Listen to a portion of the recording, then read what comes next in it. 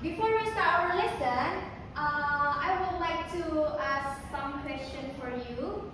Have you ever described the person, place, or animals before? Yes, Miss. Yes. Nadia, pernah describe apa nih? Pernah mendeskripsikan apa? Pernah mendeskripsikan tentang apa? Tempat, Miss.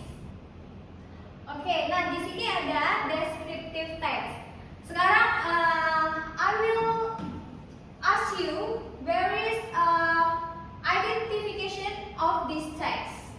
Yang mana identification dari teks ini? Coba dilihat. My best friend is Aisyah.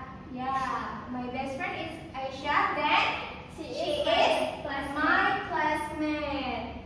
Oke, description-nya yang memberikan informasi lebih detail itu yang mana? Aisyah is so beautiful. She is tall and slim. She has long black hair and brown eyes.